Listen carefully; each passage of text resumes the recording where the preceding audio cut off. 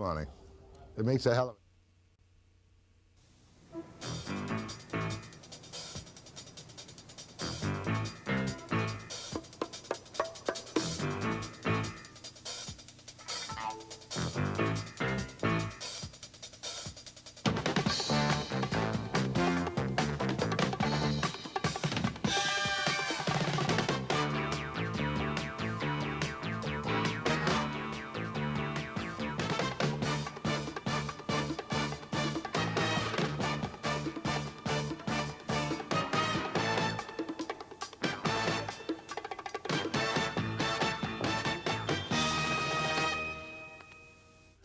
Good morning. First piece of business this morning is big business. It's a short, sharp telephone call with David Halliwell, the top man in the British Columbia Resources Investment Corporation. And Mr. Halliwell has been very busy dipping into B.R.I.C's piggy bank to make a couple of absolutely major purchases. Good morning, Mr. Halliwell. Good morning, Jack. First of all, tell me about your M&B move and what it is and what it means. Jack, what it is for B.R.I.C is an opportunity to participate in probably one of the best balanced and positioned companies in the province of British Columbia insofar as the forest industry is concerned. How much have you bought? We've bought approximately 14% of the outstanding common shares, and we bought them from Canadian Pacific Investments Limited and a few related pension funds. That's one of Mr. Sinclair's operations, Canadian Pacific Investments. That's correct. And how much did you pay for it? We paid about $107 million. Now, with that 14%, forgive the usual layman's question from me, Mr. Halliwell, does that give you effective control of the company? Oh, not in an absolute sort of way. I would more characterize it as a position of influence within the corporation, as we'll be the largest single shareholder, and we have asked M&B if they've indicated that they would allow us to make some nominations to their board of directors. That would be a couple, or three, or four? Probably a couple. Probably a couple. So B.R.I.C will, in due course, if everything goes well and all the rest of it, be able to have its own representatives on the board, the MacMillan Bloedel, sitting there with control of 14% of the common stock. That's right, Jack. Now, only at midnight last night, you made perhaps an even more significant move with Kaiser. Perhaps you can tell me about that. Well, this opportunity came along very rapidly and was presented to us at the time that Kaiser decided that they wanted to purchase on the open or on a tender basis some of the shares from their own shareholders. And that, through the medium of their offering circular, provided us an opportunity to confirm what we really had suspected for some time, that this was a very exciting company with some very exciting opportunities ahead for it. Well, now, they recently disposed of some of their assets, did they not, to Dome Petroleum? They disposed of basically what were their conventional Canadian gas and oil interests, which were formerly the Ashland oil interests that they had purchased some 2 years ago. But you have taken what position, or will be taking what position, in Canadian Kaiser Resources? Well, after it's all over, we'll probably end up with about 22% of Kaiser Resources by means of having purchased the remaining holding from Kaiser Steel. Kaiser Steel being the big company in the United States. That's right. So we will have purchased that interest in Kaiser Resources directly from Kaiser Steel. May I ask you how much that 22% you said, how much that will cost from B.R.I.C's resources? That'll cost about $170 million, depending on how many shares they have left over to tender to us. So that's about $350 million of your $500 million cash that you're putting into these two major operations. Well, at the moment, we've expended in M&B about $107 million. Oh, 107, sorry. 170, so we've spent about 277 of our approximately 520 cash pool today, so today we've probably 250 million left. May I ask you, what is the particular attraction to you and to B.R.I.C and its shareholders of Kaiser? Well, what it does is allow us to participate with probably one of the best coal operations in the province, with a great deal of potential for future expansion of its existing position, awesome size reserves, and in addition, some kind of fun opportunity in what I would call non-conventional gas and oil insofar as a Canadian company is concerned, in that they do have, albeit speculative, a position in the North Sea in the Bray field. They have some participation in Sable Island and participation with Dome up in the Beaufort Sea. So that gives us as a company, albeit through Kaiser, and directly with our own conventional Canadian participation, an opportunity to fairly effectively cover the gas and oil activity that's currently interesting in the world. But at the same time, you've got the 22% of the highly efficient coal operation in British Columbia. That's right. Now, a question which was raised by one of the newspaper financial columnists the other day, perhaps you could clarify it for me. It was predicted that you wouldn't go into Kaiser. You've gone into Kaiser. Does this prevent, if this is the right phraseology, a takeover of Kaiser Resources by Japanese interests? No, I don't think it does. But it gives you a strong position. Again, will you be the largest single shareholder? Well, we will be the largest single shareholder, but the Japanese, remember, I believe, sort of act as a consortia, but it's a consortia made up of 10 separate Japanese companies. And will you have, you'll be able to nominate, as in the MacMillan Bloedel, directors to the board of Kaiser Resources? Kaiser has indicated that if and when we acquire that stock from Kaiser Steel, they will be prepared to nominate a BRIC nominee. And of course, it was perfectly normal and proper that trading should be suspended in Vancouver and Toronto on the BRIC shares until just a few minutes ago this morning. Well, both exchanges normally do that when there's major news announcements so that the marketplace has sort of full knowledge of what's happened before trading starts. It's to protect the investors, both for buying and selling, that they have all the facts in front of them. When's your annual general meeting, your first big one? March 27th, Jack, as long as we don't get requests for tickets exceeding 2,700. If we do, then it will be April 7th in the Pacific Coliseum. I'll give you dollars to donuts. You finish up on April the 27th in the Pacific Coliseum. Well, we've had a bet before, Jack. Did we win or lose it? I think you lost it. I think we were betting on how much money BRIC would raise through its common equity issue. Did I? I never paid the bet, did I? No, I'm waiting to receive it. You'll wait a long time.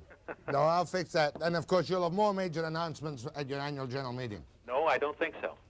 This is your big thrust for this year. No, I didn't say that. I just said that I don't anticipate making any major or new announcements at the annual general meeting, because normally you have to announce anything major the moment it's announceable, because it's required by timely disclosure. Well, I just wanted to mention to you that yesterday you closed at 8 5/8. First opening trade this morning was $9, and it's now 9 1/4 to 9.40.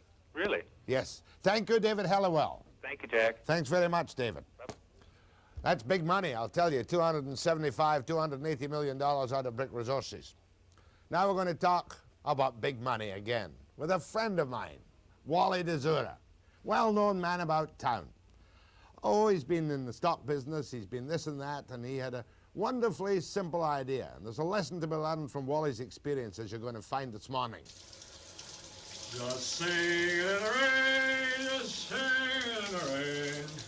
Glorious feeling, it's singing in the rain. That's all. And why? Why is Wally singing in the rain?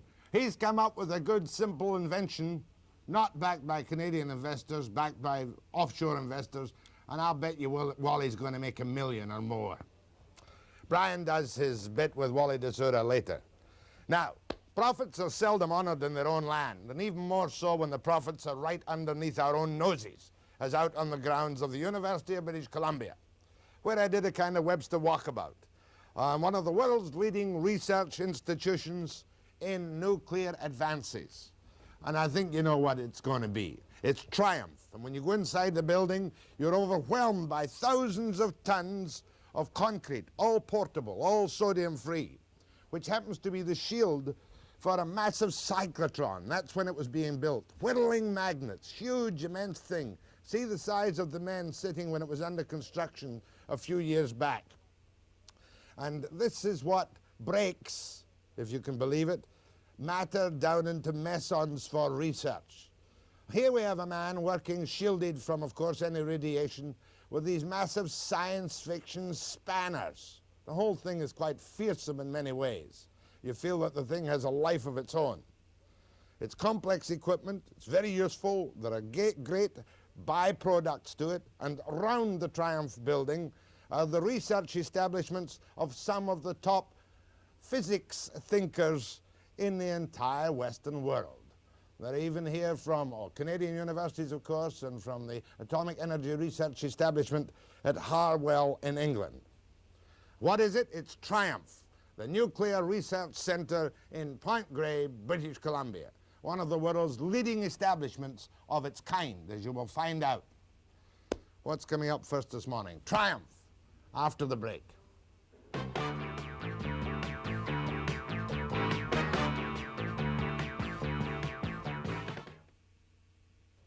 Cyclotron control room with Dr. Karl Erdman. Do you see all that yellow stuff behind me? It's concrete, special concrete. 50,000 tons, more or less, of special concrete. Because I'm in Mason Hall. Tell you about that later. This is an educational establishment, the likes of which I have never seen before. And with me is Dr. Jack Samples, who is the director of TRIUMF, right? Right. TRIUMF, this is a research facility, but tell me what it is, just basically. It's a 4-university organization now, Jack. It used to be a 3-university organization, which is why it was called Tri-University Maison Facility. Now it's just TRIUMF because the University of Alberta joined the 3 B.C. universities in 1967. But it's a Maison facility. A Maison facility. The education of Webster. What's a Maison? A meson is a short-lived particle thought of as nuclear glue. It holds the nucleus together, and when a nucleus is struck hard enough, some of these mesons are freed. They last for about 100 millionth of a second and then die to turn into other kinds. Now, you warned me very strongly that I must not talk about TRIUMF with your massive cyclotron as a nuclear research facility. Well, we do research in nuclear physics, Jack, or in nuclear chemistry. We don't investigate nuclear power at all. And for that reason, we like to bring in nuclear physics or nuclear chemistry when we discuss our facility. This is an open institution for all the world to see, is that correct? That's right. There is no secret work done here, and we have visitors from all over the world, including Russia, Japan, England. China? Not yet. We've had visitors, but no researchers. Now, just tell me, I'm going to be talking to Karl Erdman about the details later, but tell me, what's underneath the concrete, and what does it give you to play with? Well, under the large concrete block is the cyclotron itself, which is 60 feet in diameter, and it is the particle accelerator. It accelerates protons to very high speeds, about, well over half the speed of light, and accelerates them down an evacuated beamline under the long row of concrete blocks.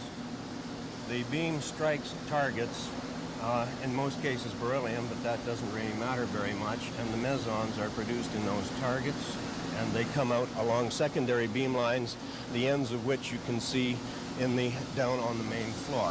When I say you play with the mesons, that's really not quite accurate. You use the mesons for 2 or 3 different purposes. That's right. In basic research, we use them to investigate their own properties sometimes, or the properties of nuclei by using them to blow up nuclei. Pretend I'm really a wide-eyed scientist. You're a physics. How do you describe your specialty? Well, I'm a nuclear physicist, so I would use them to investigate the properties of nuclei when they were exploded by these mesons. Now, I'm really wide-eyed, and I want to investigate the black holes of the creation of the world, of the universe. Yes. Is this the kind of thing you do here? Well, you would use the mesons to investigate their decay properties and the decay properties of the mu mesons that come from the death of the pi meson. These lifetimes and decay styles would have set such things as the Big Bang that supposedly started the universe. Do you do any research on the Big Bang? Only by measuring these particle properties. But is any specific research done on the origins of the universe here at TRIUMF? Well, yes, in measuring the lifetimes of particles and the way they decay.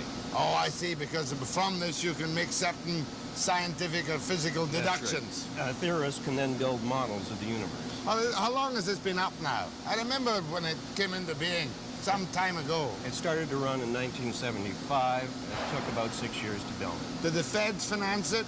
Totally. Totally. Oh, I take that back. The building was provided by the universities, $4.5 But million. you're not of the University of BC, you're on the University of BC. It's built on UBC land, but 4 universities own it. Cost? Cost about $40 million of 1970. 1970, 75 monies. I used the figure 50,000 tons. You had a financial figure for the cost of the concrete at the time. Approximately $6 million in concrete blocks. Why is that concrete essential? Well, to stop the radiations from the cyclotron and the beam lines reaching people working in the lab. You'll forgive a very elementary question. You break down these mesons, or this whittling, or these nuclei. Yes? What is it you break down again? Well, we use particles directly from the machine or secondary particles to break down nuclei. And we observe the fragments that fly out of the nucleus, and from that we learn a little bit about what was there before it broke. But I'm going to be talking to one of your chemists later on, Brian Pate, am I not? What is his function, so I get it clear? Well, Dr. Pate is in charge of our applied program, as well as having his own research program in nuclear chemistry. In the applied program, he has charge of isotope production for medical purposes, and he also has general purview of the cancer treatment program. Do you bring patients into a part of this place for experimental treatment? That's right, yes. Now, are you happy with your facilities? Yes. Or are you going to develop them more and build more cyclotrons or what? Yes to both. Yes to both. I hope. And I've got my little watcher on, haven't I? That's a dosimeter. It's an ion chamber which records any radiation dosage you might receive while you're here. It will probably record nothing. Nothing. Well, the full scale on that device would be about what you would receive in 1 year living naturally. From the ground or whatever. From the surrounding chance. Get much more than a It hasn't normal... changed yet, has it? No, mind you, I can't see it, but I'm sure it has. Okay, next to Dr. Karl Erdman.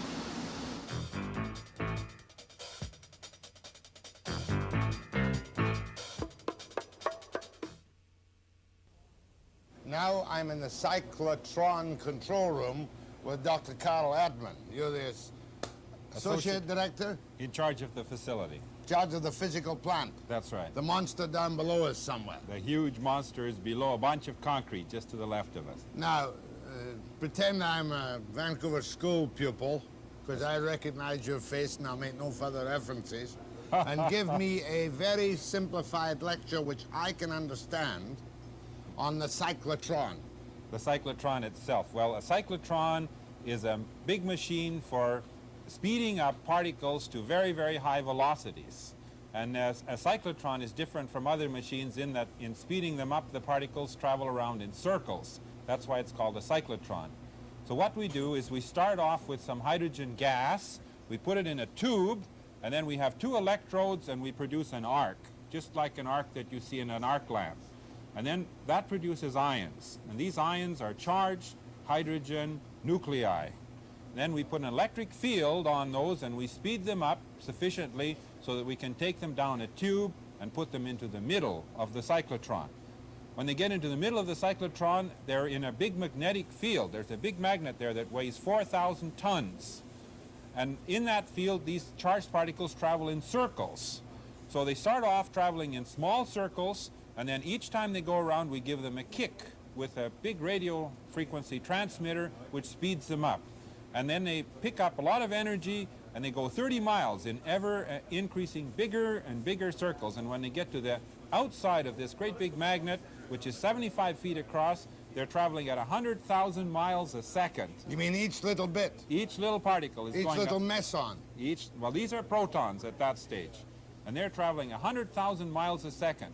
And then we take them out of this big magnet, and they're traveling in a vacuum all this time, and then they travel down these external beam lines, which are stainless steel tubes in a vacuum. Saw them, the long steel Long lines. tubes, that's right. With little observation things on them. That's right.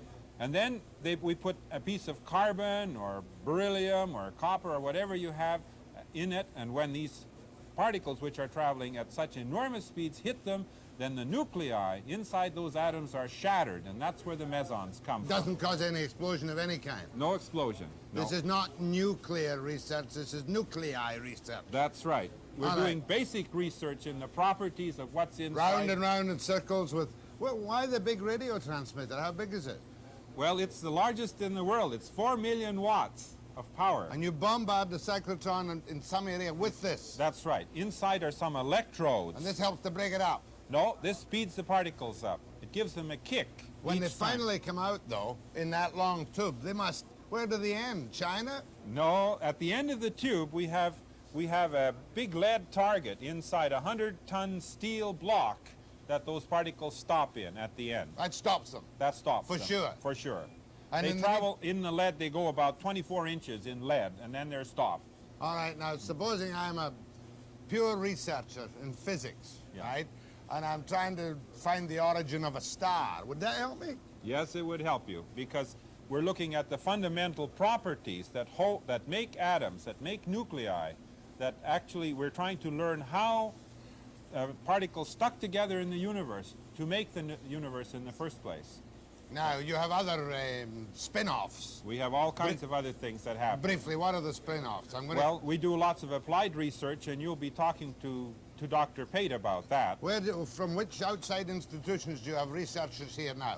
Can you name them all? Oh, we have people from the University of Tokyo, from England, from Bedford College, from Queen Mary College in England. We have people that come from Tel Aviv University in Israel, from Trieste University in Italy, and we have visitors that come from the various European universities in France and Germany. This is one of the world's leading research facilities? One of the leading research facilities. In the world? In the world. No kidding. That's right. We're one not- of the few things we do in Canada that's tops in the world. Now, here we are, and what about radiation from the facility? Well, from the What are the standards laid down by the federal government for you to protect your employees, or if necessary, protect people outside the fence? We are not allowed to produce detectable radiation outside of our fence boundary. That's why we have all this concrete. You mean zilch? Zilch, zero. Undetectable increases is what the government says for us. Inside, what do you get? Well, inside, depending on where you are, you get different levels. The average person will get about as much as an X-ray technician working in a dentist's office, for example. Now, tell me the concrete. It seems odd that in 1980, Yeah. you've got $6 million worth of 50,000 tons or whatever of concrete to build like building bricks on top of your cyclotron to protect everybody. Yes. Is this It's mass. the only way? It's the only way to stop radiation is by mass. Massive. We're protected, as a matter of fact, in the Earth from cosmic rays because there is several 100 pounds of air between us and the outside of the Earth. And I presume that, how many layers of these massive concrete forms do you have? It varies. On top of the machine, for example, we have about 15 feet of concrete in layers. On the beam line, we may have 5 layers of concrete. Maybe we have 15 or 20 feet there. That's why you've got the 250-ton overhead cranes That's right. to move the concrete if you want to get into the cyclotron. If we want to get in, we have to lift the concrete off. Now, in the center of the cyclotron, if you're doing repairs, do they have to wear protective clothing? Well, they don't wear radiation protective clothing, but they wear special coveralls. They have to keep their hair covered and everything to make sure that we don't pick up any radiation. What's all this stuff here? That's the main control console for the machine. It's where the operators run everything that has to do with the cyclotron. Has anything ever gone wrong here of a major nature about which you were concerned? Nothing of a major nature. has How ever gone- often does the cyclotron run?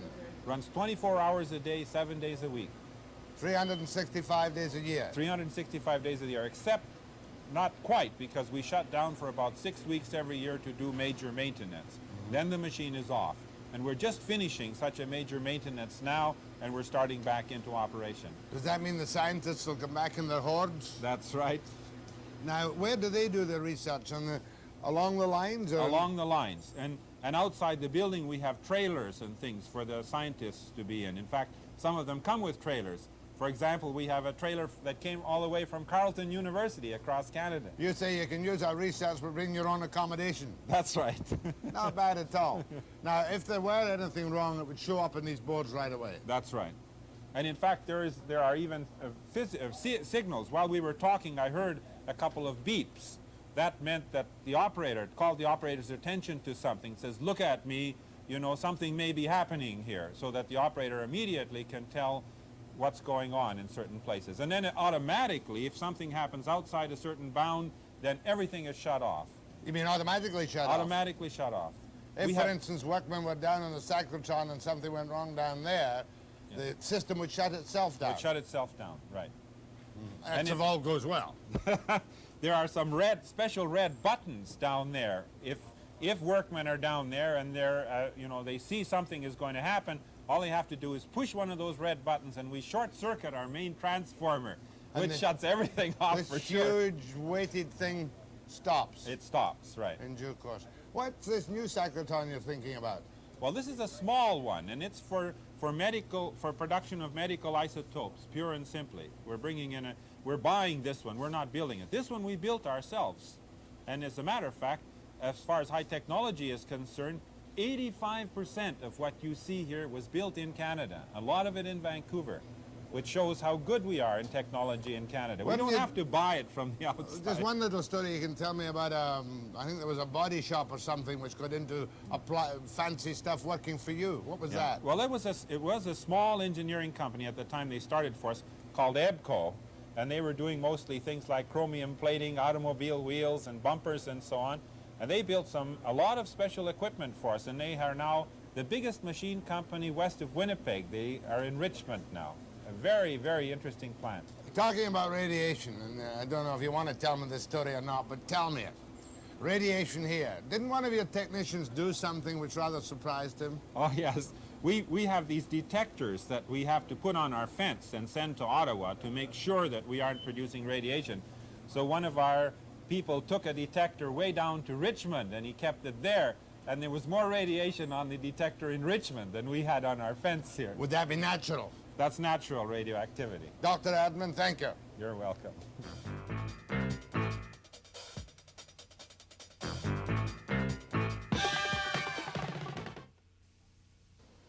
Dr. Pate, Dr. Brian Pate, you first of all give me your titles and your function in this incredible TRIUMF establishment.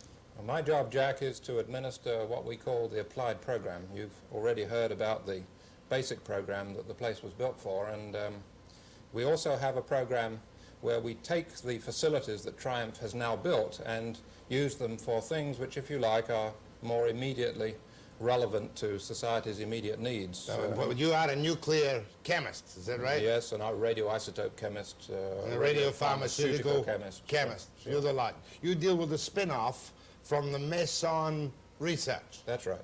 Now, what was the first spin-off that came from the Mason research in your applied capacity? Well, this first spin-off at TRIUMF, Jack, was due to the fact that we were spending $40 million right in the Vancouver area, and that in itself just has an effect. There were a number of companies who developed quite highly sophisticated high-technology items for the cyclotron building, and those people have gone on, of course, once they learn that kind of high-technology skill, they go on to do other things. One company went from manufacturing custom hubcaps for automobiles to manufacturing mining machinery and pressure vessels and things like that.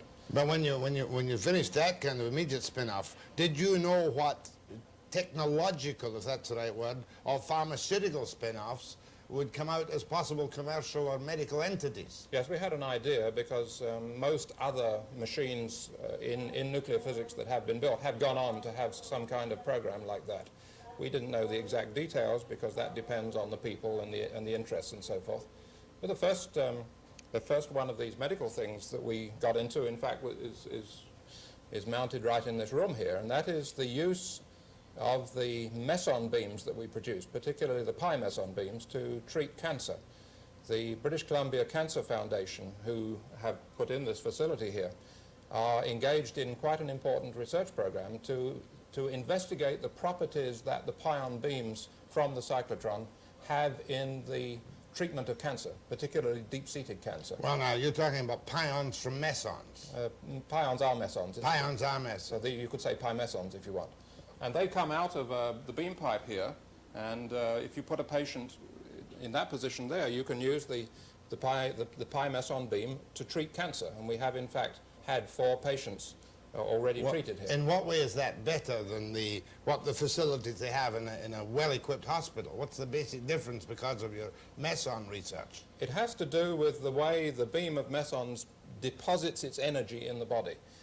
In a nutshell, the pions have an advantage in as much as they do less damage to the healthy tissue while they kill the cancer tissue.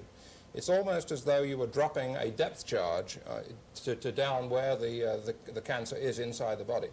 And indeed, the research program which the foundation have been conducting here has shown indeed that effect exists, and that the advantages of this radiation are as predicted. You mean it's less damaging to the human healthy tissue? That's right. An X-ray would might damage on the way in. Well, it damages all the way through, and so you damage the healthy tissue on the way through, then the cancer, and then the tissue on the way out. Whereas the pion goes in gently, does its work at an agreed...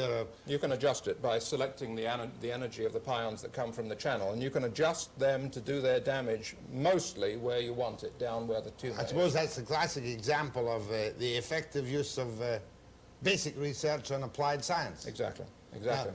But there may be many other things you do here now. In the pharmaceutical and in the medical end. Yes, indeed. You were showing me a very complicated isotope machine. That's right, Jack. This machine, because of its high intensity, is a very good radioisotope producer. And radioisotopes are used a lot in medicine these days. Something like a third of everyone who goes into hospital will take a test of one kind or another involving radioactivity, radioisotopes. And these tests are very important these days. They allow the medical practitioner to look inside the patient in a kind of a way without traumatizing the patient, without having to cut him open.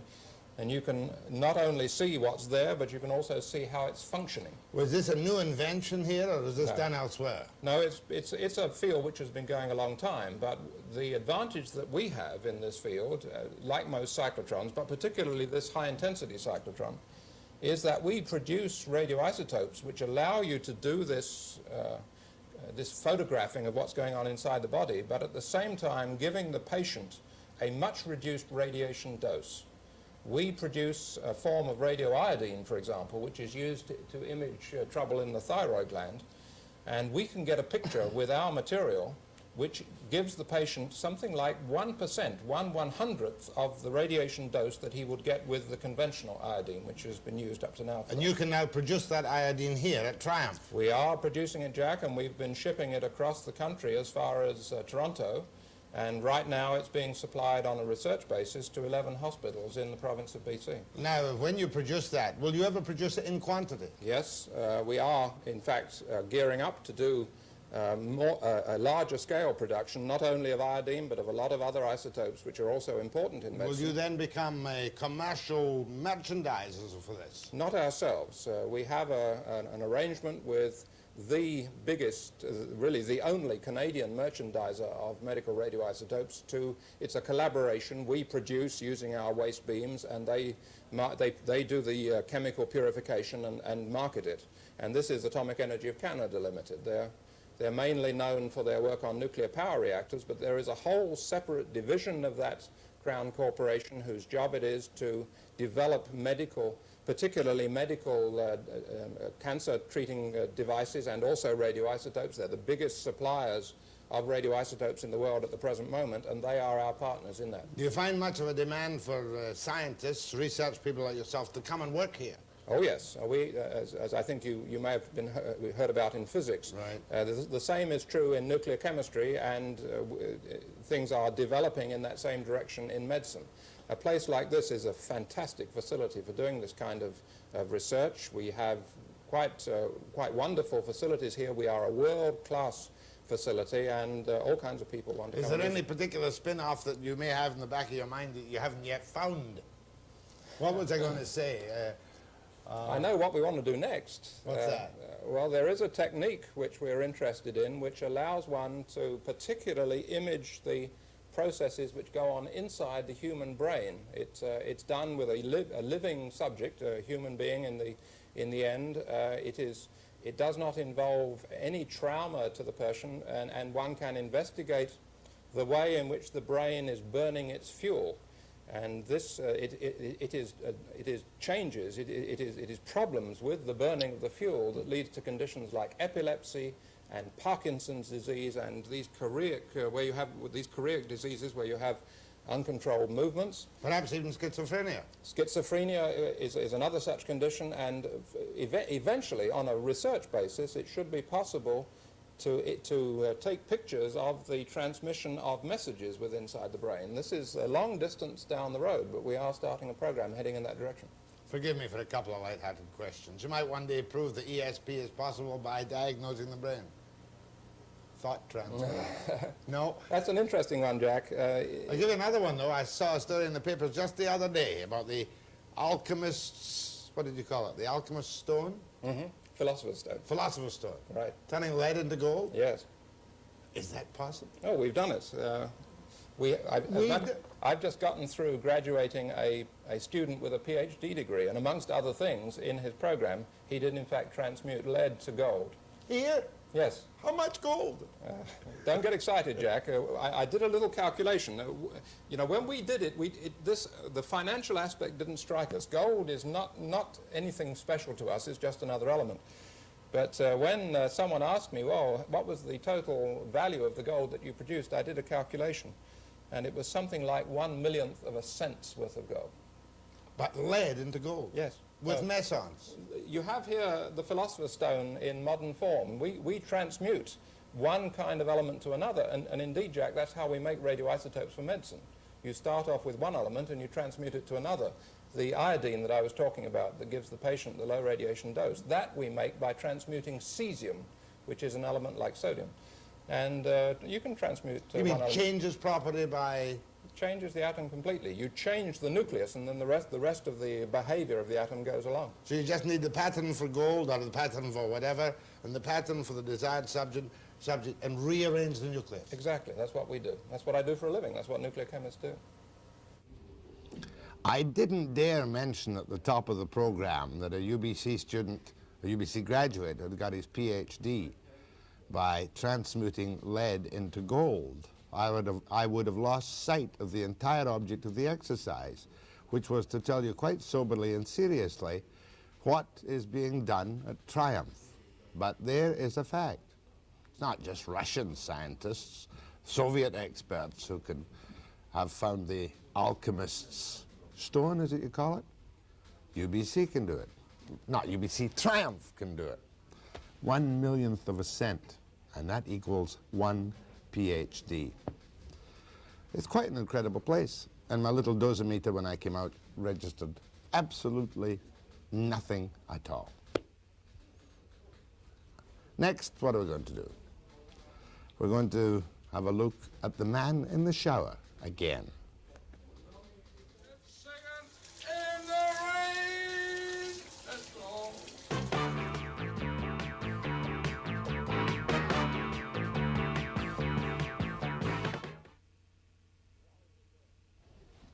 Wally Desora is 43 years of age. He's a Vancouver businessman, very fertile mind, and a very nice guy. Watching Johnny Carson one night with Conrad Hilton, he comes up with this idea which Brian tells you about.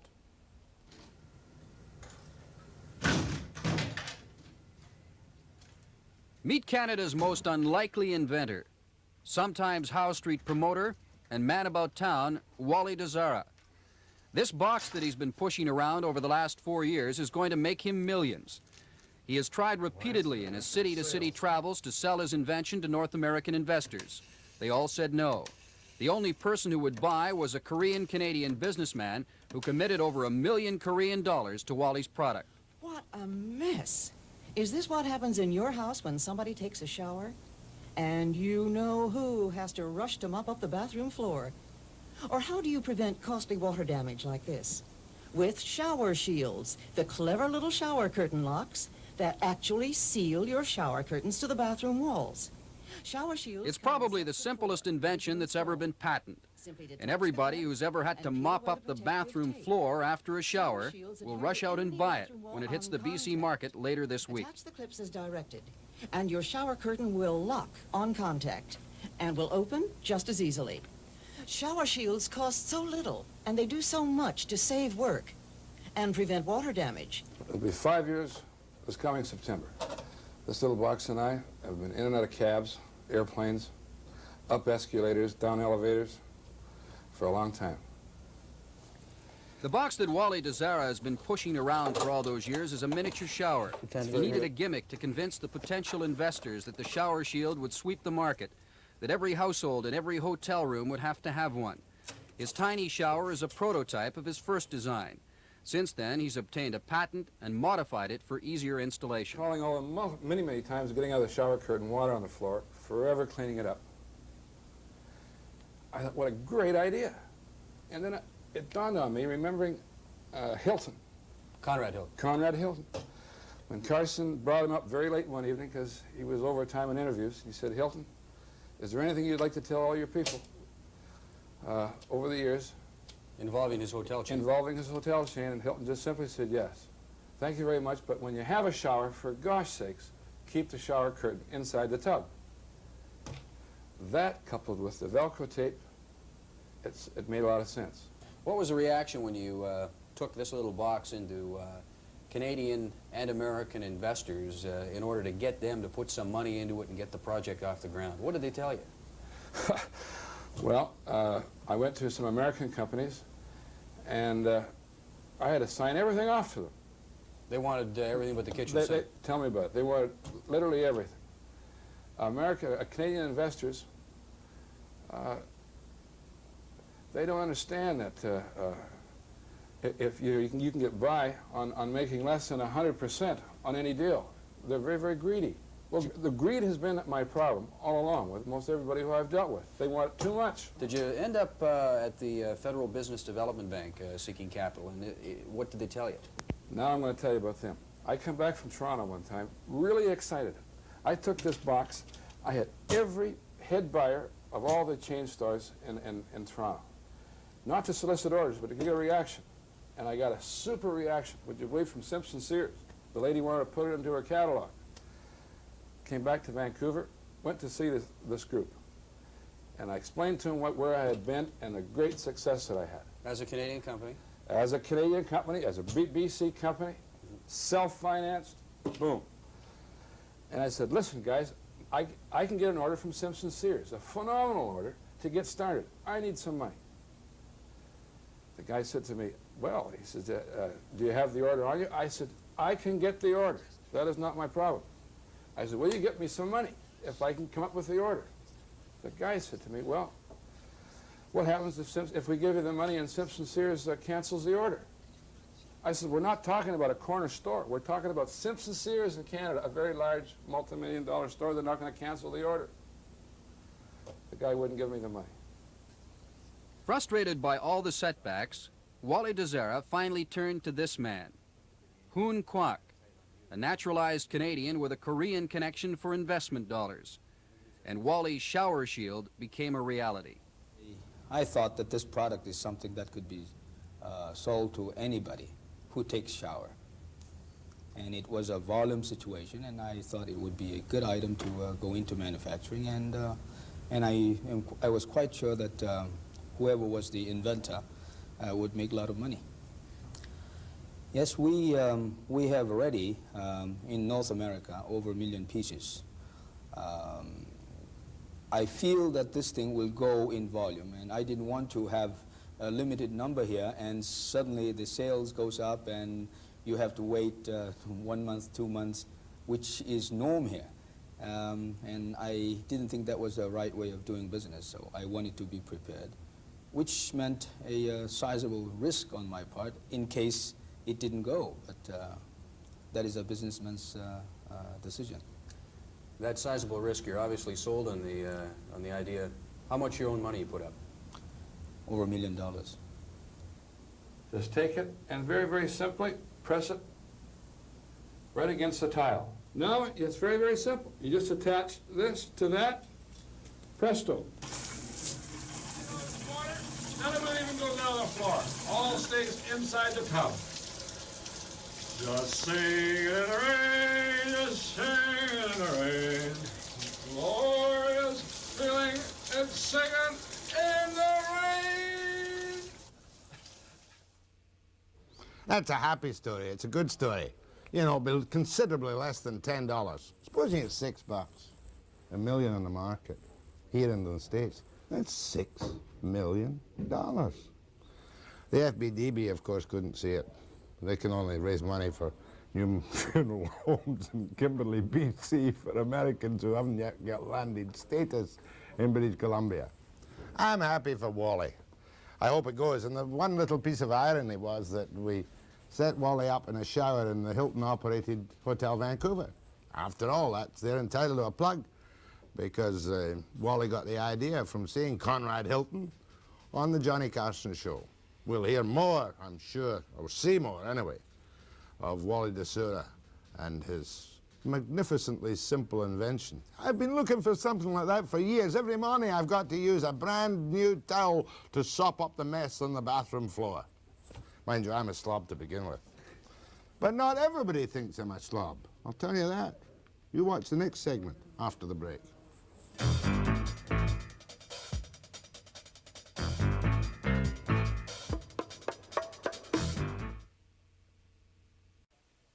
Last Saturday, my colleague Alan Edwards was up with Kenny Chu in Whitehorse, and they pulled a trick on me. They thought it was going to be a nasty trick. They put up the old BC TV sign, "You can say anything you like about Webster."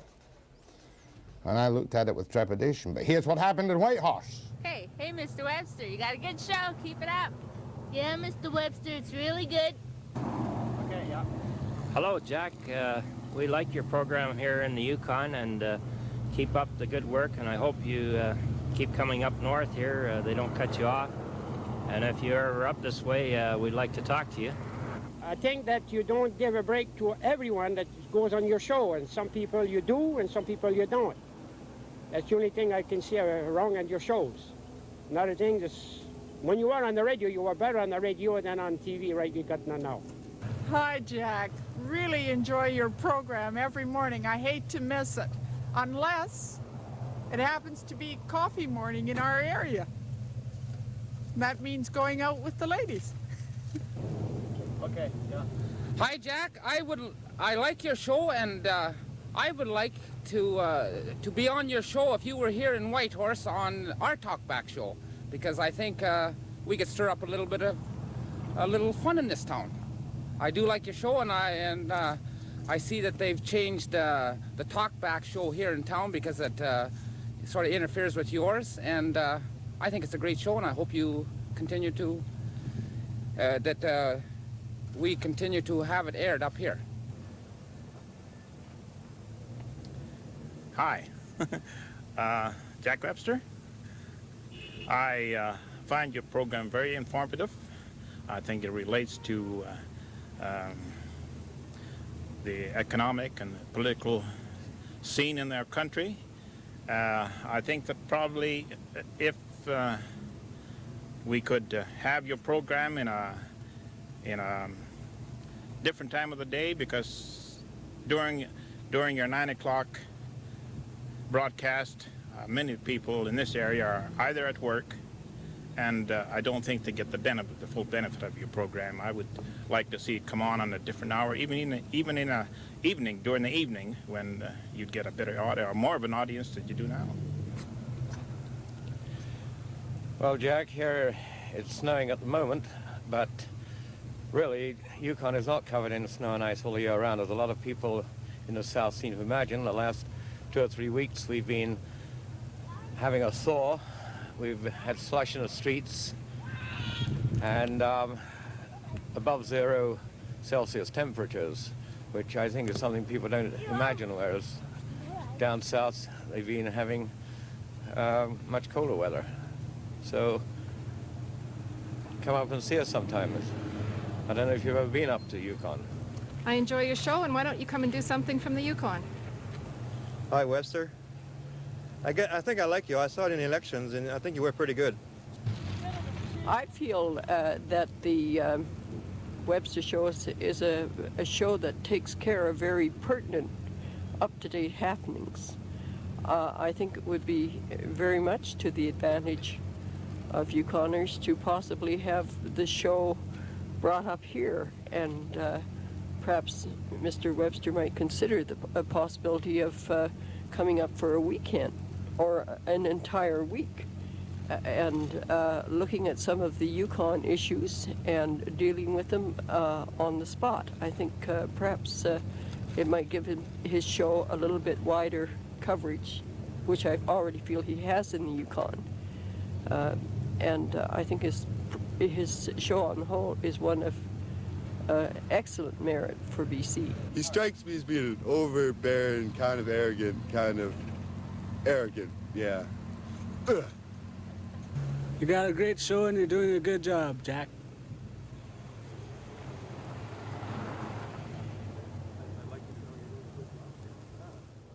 Quite good, eh? Alan thought he was going to give me a shaft, and it turned out to be a fan club. No, I didn't really think that. Anyway, yesterday morning I wasn't in very good form, as some of you may have noticed. I was a trifle ragged round the edges, and I think I should apologize to a couple of people to whom I was more brutal than was absolutely necessary. However, I did a good deed yesterday. You remember I put my tongue in my cheek as much as I could because I was having a little superiority snicker at the letter I got from Margaret Colville Allen in Prestonpans, Scotland.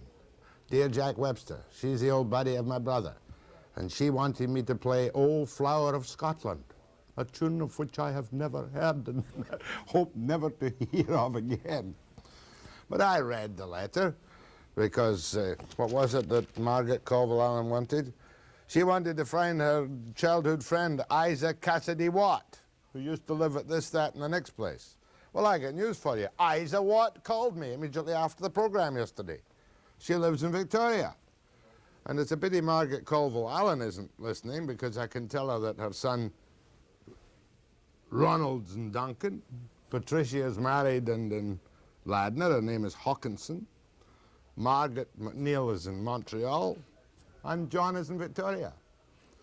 But I can't how many bars of Old Flower of Scotland. I was trying to be a smart aleck, and we turned up the family, friends, and we've created a happy reunion. That's what I do most of the time. I go through the world spreading sweetness, light, charm, happiness, tolerance, good humor, arrogance, boorishness, and rudeness. And it's this morning's dose of arrogance, boorishness, and rudeness will come in a free-for-all, I think. We're all out of stuff.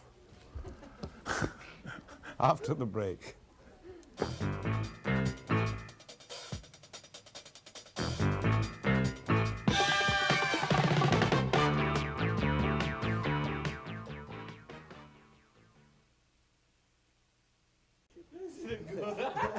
You sure you're here? No. He just said, do you remember the name Hugh Watson? And I... Do I ever? Haven't given you an awful lot to chew on this morning. You know, the TRIUMF was a straightforward report, although I was very impressed with what I saw and learned out at TRIUMF. I should have mentioned that the light bill from Hydro, you know, to operate the electric power, which runs everything, is $50,000 a month. It's a lot of power, isn't it? However, when they put it in, of course, there was no question of any easing up on the energy source, which is hydroelectric power. I had a little look at all the stuff last night about the new cabinet, and I think it's probably as good as you can get out of the collection of Liberal MPs in the House of Commons at the moment. There are a couple of surprises. Alan McEachern is, of course, number 2 to Trudeau. He's a long and faithful servant, has carried out many cabinet posts in his career. But it seems an odd choice for a Minister of Finance. Perhaps it's after all the Newfoundland stuff from Crosby that it's such a difference to see a guy like McEachern in that very tough portfolio. I had the feeling that the man who would get the finance portfolio would be Jean-Luc Pepin. But there is, I think, a little bit of a major constitutional argument between Jean-Luc Pepin, the Pepin-Roberts report, and Pierre Trudeau. The other big surprise, of course, was the appointment of the totally unknown in this part of the world, because 24 of the cabinet anyway are from Ontario and Quebec, of Mark McGuigan as the Minister of External Affairs. I think it was Charlie Lynch pointed out in this morning's paper, that may well be, not because McGuigan isn't bright, I'm sure he is bright, but because when it comes to international affairs, the guiding hand, undoubtedly, and this will be a strong guiding hand, will be Pierre Elliott Trudeau, who is well known in the international community and who has made his own particular statements and always will, as for instance the possibility of an Olympic boycott, which in the way things going now would seem unlikely for Canada to take such a position. I've got no complaints about the 3 senators from the West. Ray Perot was the House Leader in the Senate before. He is the House Leader in the Senate again. Bud Olson, the old Social Credit fellow, he's the Minister of State for Economic Development. And there's one other one. The appointment of Herb Gray, who's a very tough guy who gave Trudeau a lot of trouble as the Minister of Industry, Trade and Commerce, is probably one of the better appointments because Gray has a mind of his own. I was surprised to see that Axworthy only got employment and immigration, but I think he's got some additional responsibilities as well. But it's a cabinet, and the performance of a cabinet always depends entirely on the needle from the Prime Minister. But I don't think there's any panic about lack of representation in the West because, as Bullock of the Canadian Federation of Independent Business said yesterday, if you don't have real live cabinet ministers elected from the West, it means as sure as the Lord made little apples that Trudeau has got to pay special attention to the problems of the West. The other surprise, I felt it was a little bit surprised because he can be a very abrasive person at times, was Mark Lalonde to the energy portfolio to deal with the somewhat cold-faced and very tough and shrewd Peter Lougheed, the Tory Prime Minister of Alberta. Telephone calls. Good morning. Good morning. Mr. Webster. Yes, madam. Yes, I think you were very abrupt yesterday. There was a lady phoned you with a complaint that you seemed to sweep aside as so many people under the carpet. Due to ignorance, so many people, including yourself, do not understand the role of a professional homemaker. We have so many things to do in the home, there is no way that it can be covered in the allotted time that is given to us. Now, this isn't a canned speech or anything. I've been trying to get you on a private line because you're confusing so many people. Now, you're having Isabel... Not on homemakers. I don't think I tried to confuse or was rude to anyone about the homemaker service, which I think I've said I've admired on a number of occasions. Yes, but you said, well, what are they there for? Now, you really do not understand what... Oh, I know. It was a call about the woman who lived in a rooming house, and the allegation was made that because she was in a rooming house, she couldn't get a homemaker service, and she had heart trouble, and she was 63. Well, this is wrong, and also you said, oh, well, what are they there for? The trouble today with the homemakers is that when we go in, the family goes out, and we do so many roles. We're not house help, as you call it, in cleaning ladies. We're homemakers. We take over the role of the support in the home, the wife, the mother, the confidant, the dog keeper, the garden. We're not supposed to, but what do you do in a situation where you've got X number of hours and you've got a handicapped or an elderly person and the family, as I say, lots of times back out and they dump the role on you. Now, I've been homemaking for several years, and I like it. But I get very annoyed with the ignorance of the public about what the role of a homemaker is.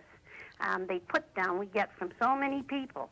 Now, without us, this long-term care program would fall flat on its you-know-what. Well, I don't plead guilty to putting down homemakers.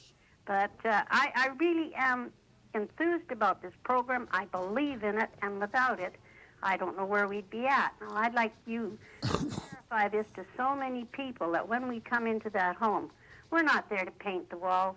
We're not there to do all the things that the family can give a little bit of support in.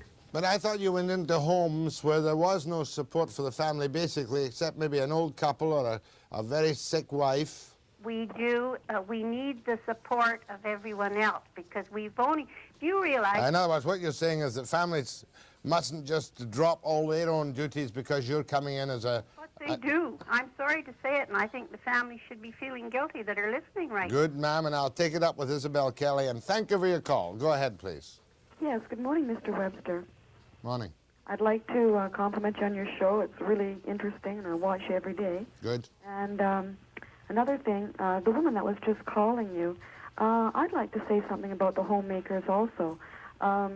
My brother is living with a girl who's very ill, and he doesn't work, and she can't.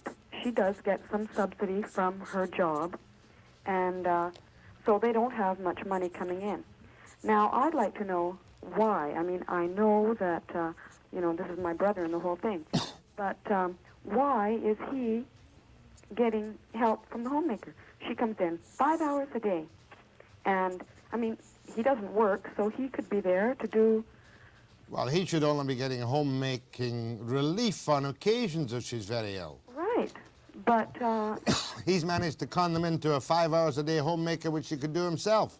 Why is he not working? Is it because his wife, the woman he's living with, is sick? Well, not really, no. You mean he's slobbing it? I guess so, right. But I think that they're taking advantage of the system, and... Yeah, I don't know what you do about that. If somebody fills in the wrong form or fills it in untruthfully. No, I don't know what kind of supervision there is on the caseload. I don't know how heavy the caseload is. Have you told your brother yourself what you think of him? Sure I have. And he says, the heck with it. Not only that, but they don't have to pay a cent. It's completely covered. Well, what's he living on? What is she living? What is he living on? What's he living on? Her money, I guess. Her money from Human Resources? Well, no, she was covered under a... Oh, she's got an insurance plan. Right, right. But that's not the thing I called about this morning, Mr. Webster. I was watching your program about the abortion issue a couple of weeks back. Uh-huh. And I know it's a moral issue and the whole thing, but I think that in British Columbia we do not have the proper services for the abortion issue. Now, in Seattle, they have a good service. If you are in need of it, you can get it right away. Well, Brian Coxford did a report on that. That's right, and it was very well done, and I've looked into it from there. Now, in British Columbia, if you require the services, this type of a service, and you're not lucky enough to have the proper doctor that happens to know the exact channels to go through, you can be stalled as much as 2 months. Yeah, I know that. I know that. Some hospitals have committees, some hospitals don't. It should be if there's going to be an abortion. I'm against abortion in lieu of birth control, as I think any reasonable and sane person is. Right. But if we're going to have an abortion, there should be a 2-month wait. The earlier the abortion is done, the better. That's right. Thank you, ma'am. I'll be back after this break.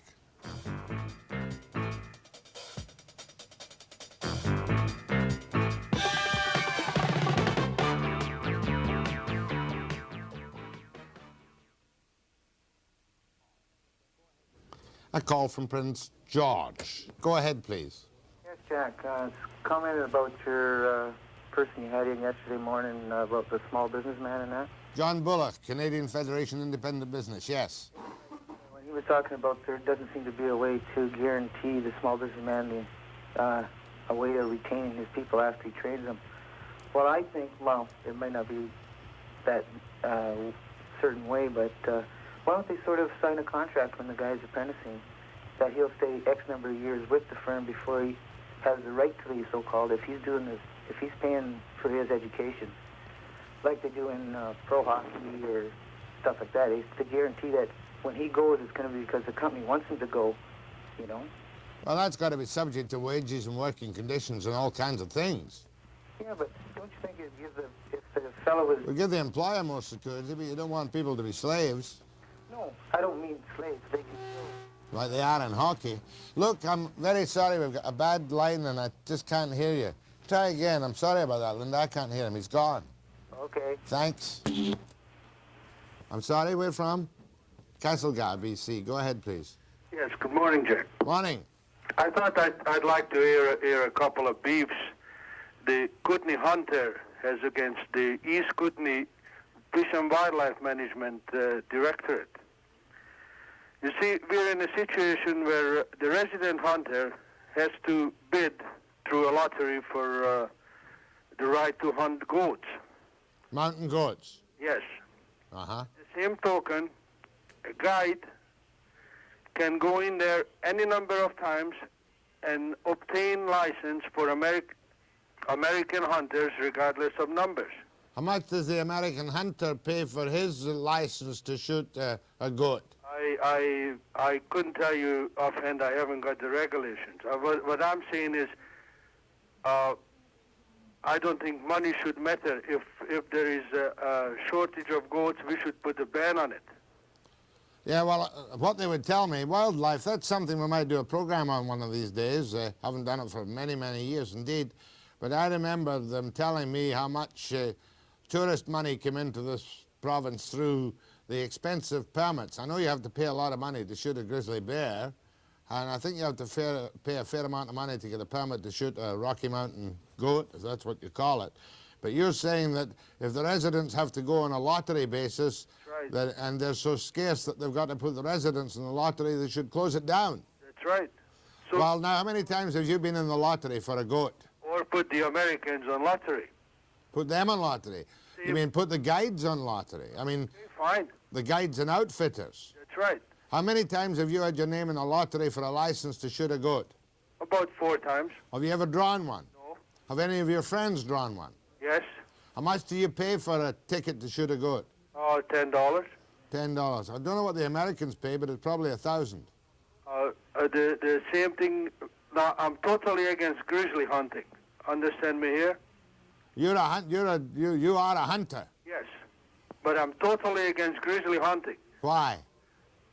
Because they are endangered. They're endangered too. Depleted. Because they're being squeezed out of their hunting ground by our developments. Mm-hmm. Look, it's a good point. I'll put it on. I maybe talk to somebody from wildlife about that one of these days. Somebody from the government. I forget whose portfolio that is now. Again, at the same token, a Canadian hunter has to wait. If he shoots a grizzly, has to wait 5 years before he has the right to shoot another one. But you don't want to shoot them anyway. Look, you've raised a good topic. I'm glad you called me. I'll put it on the list. I'm much obliged. Go ahead, please. Jack, Yeah. this really has much to do about nothing, What is? what I'm going to say to you. Okay. But I missed you so much in the hospital that I actually rented a television to hear you. That one. And yes, yesterday you were cranky. You sounded like I felt like you could chew nails and spit tacks. Is that what they say? Bad day yesterday. Yeah. And do you ever do a show on paramedics? Yeah, Brian's done a couple of shows on paramedics. They are fabulous. Yeah. Dr. Coxford. And I'm much obliged, and I hope the television rental didn't cost you more than $1 a day. Well, I don't care what it cost me, but to size it all up, I don't particularly like you, but I still rented a television to hear you. Stupid, isn't it? No, I think it's eminently good sense. Thank you, doll. Thank you very much. Please smile and be nice. Well, I'm trying my best this morning. No, you are. It's an effort, isn't it? It is. Bye. After the break.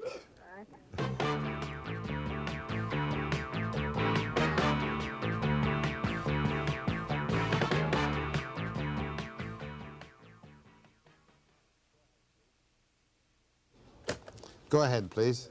Mr. Webster. Yes, sir. 2 short questions. First of all, are we talking about the high mortgage rate? Something's wrong with that line.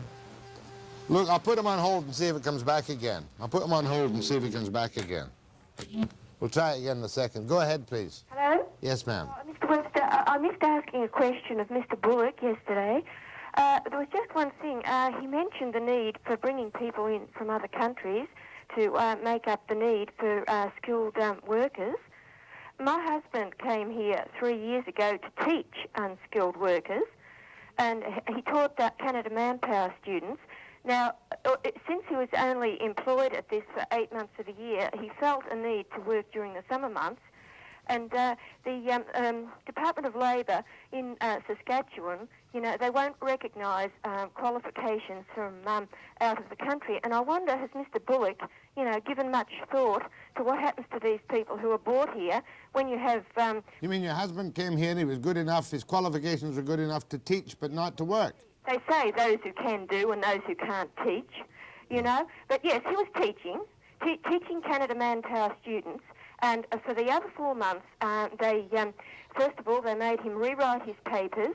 He rewrote them, passed them. Then, because you have to have a certain number of time credits, they took 4.5 months of time credits off him, and you know, when he passed his exam, they said, well, you know, you haven't got enough time credits. They left him 2 weeks short. So they said, go and work as a tradesman or a journeyman for 6 months and we'll give you your papers. So he did. He worked for 6 months as a journeyman, came back for the papers. Oh, we have no proof that you really are a journeyman, you know.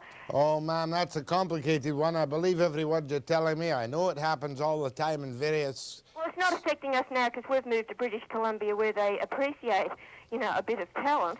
But don't you think that, you know, a little bit of thought should be given to further down the road? Here, ma'am. It's a good point, and these complications arise all the time, but I'm glad you moved to BC. Go ahead, please. Jack, I just wanted to give you a little chuckle before you sign off. Uh-huh. I was thinking about this Sunday closing law, you know, and I was thinking that with Harry Hammer, you know, if they wanted to punish him for staying open, instead of closing his shop for a week, why don't they put him in an echo chamber with Howard Cosell? Harry is very effective. I know, but he's, you know, the two together with that voice, that'd be something. It certainly would be. It'd be like one step beyond. Or a close encounter of the strangest kind. Thank you. Did Ford come back, Linda? Yes, sir. Go ahead, please. Mr. Webster. Yes, sir. Good morning. I've only got 15 seconds, 30 seconds. I'll be as brief as possible. Thank you very much for your story this morning about deer singing in the shower. Wally Desora. The last time I was with him, I met him with Jim McDonald, which has got nothing to do with it. Jimmy McDonald? Yeah, the Kiwi. The Kiwi, I know the Kiwi. I know you do, sir. But first of all, I want to thank you very, very much for visiting my hometown where I was born when you were on holidays over the Christmas holidays. Where was that? Kennington in London. That's right. I was in Kennington on Miffley Avenue. Hold on, I'll talk to you after the break. Thank you, sir.